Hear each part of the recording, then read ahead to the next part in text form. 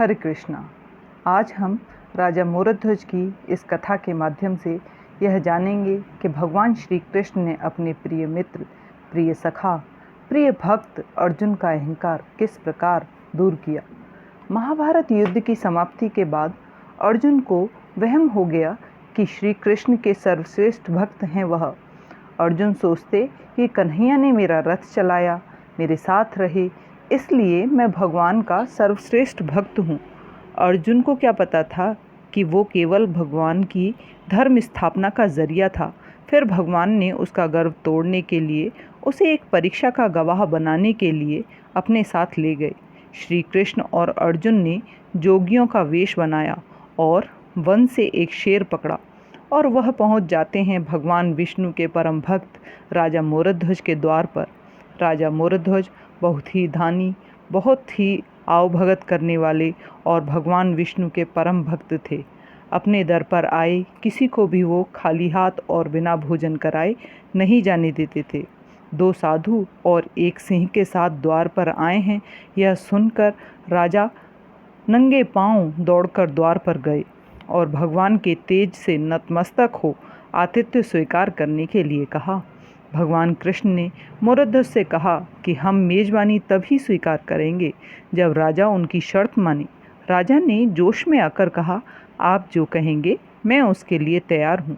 भगवान ने कहा, हम तो ब्राह्मण हैं, कुछ भी खिला देना, पर ये सिंह नरभक्षी है। तुम अगर अपने इकलौते बेटे को अपने हाथों से मारकर इसे खिला सको तो ही हम तुम्हारा आतिथ्य स्वीकार करेंगे। भगवान की शर्त सुनकर मोरध्वज के होश उड़ गए। फिर भी राजा अपना आतिथ्य धर्म नहीं छोड़ना चाहता था। उसने भगवान से कहा, मुझे मंजूर है, पर एक बार मैं अपनी पत्नी से पूछ लूँ। भगवान से आज्ञा पाकर राजा महल में गया तो राजा का उतरा हुआ मुँह देखकर पतिव्रता रानी ने राजा से दुख का कारण पूछा।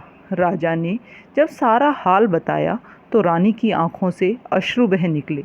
फिर भी वो अभिमान से राजा से बोली कि मैं आपकी आन पर अपने सैकड़ों पुत्र कुर्बान कर सकती हूँ। आप साधुओं को आदरपूर्वक अंदर ले आइए। अर्जुन ने भगवान से पूछा, माधव, ये क्या माजरा है? आपने क्या मांग लिया? कृष्ण बोले, अर्जुन, तुम देखते जाओ और चुप रहो। राजा तीनों को अंदर ले आए और भोजन की तैयारी शुरू की। भगवान को 56 भोग परोसा गया, पर अर्जुन के गले से निवाला नहीं उतर रहा था। राजा ने स्वयं जाकर पुत्र को तैयार किया। पुत्र भी 3 साल का था। नाम था रतन कंवर। वो भी माता पिता का भक्त था। उसने भी हंसते हंसते अपने प्राण दे दिए, परंतु उफ न की। राजा रानी ने अपने हाथों में आरी लेकर पुत्र के 2 टुकड़े किए और सिंह को परोस दिया। भगवान ने भोजन ग्रहण किया, पर जब रानी ने पुत्र का आधा शरीर देखा तो वह अपने आंसू न रोक पाई। इस बात पर भगवान क्रोधित हो गए और लड़के का एक फाड़ कैसे बच गया यह देख भगवान रुष्ट होकर जाने लगे तो राजा रानी भगवान से रुकने की मिन्नतें करने लगे। अर्जुन को एहसास हो गया था कि भगवान मेरे ही गर्व को तोड़ने के लिए यह सब कर रहे हैं। वो स्वयं भगवान के पैरों में गिरकर विनती करने लगा और कहने लगा कि हे माधव, आपने मेरे झूठे मान को तोड़ दिया है। राजा रानी के बेटे को उनके हाथों से मरवा दिया और अब रूठ कर जा रहे हो, यह उचित नहीं है। हे प्रभु, मुझे माफ़ करो और भक्त का कल्याण करो। तब केशव ने अर्जुन का घमंड टूटा जान रानी से कहा कि वो अपने पुत्र को आवाज़ दे। रानी ने सोचा, मेरा पुत्र तो मर चुका है, अब इसका क्या फ़ायदा, परंतु साधुओं की आज्ञा मानकर उसने पुत्र रतन कंवर को आवाज़ लगाई। कुछ ही क्षणों में चमत्कार हो गया। मृत रतन कंवर, जिसका शरीर शेर ने खा लिया था, वो हंसते हुए आकर अपनी माँ से लिपट गया। भगवान ने मोरध्वज और रानी को अपने विराट स्वरूप का दर्शन कराया। पूरे दरबार में वासुदेव कृष्ण की जय जयकार गूंजने लगी।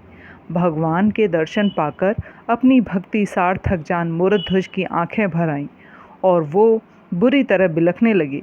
भगवान ने वर मांगने के लिए कहा तो राजा रानी ने कहा, भगवान एक ही वर दो कि अपने भक्त की ऐसी कठोर परीक्षा न लें जैसी आपने हमारी ली है। तथास्तु कहकर भगवान ने उनको आशीर्वाद दिया और पूरे परिवार को मोक्ष प्रदान किया। ऐसी ही अन्य भक्तिमय कथाओं के लिए और जानकारी के लिए हमारे चैनल राधे गोविंद को सब्सक्राइब करना ना भूलें। धन्यवाद। हरे कृष्णा।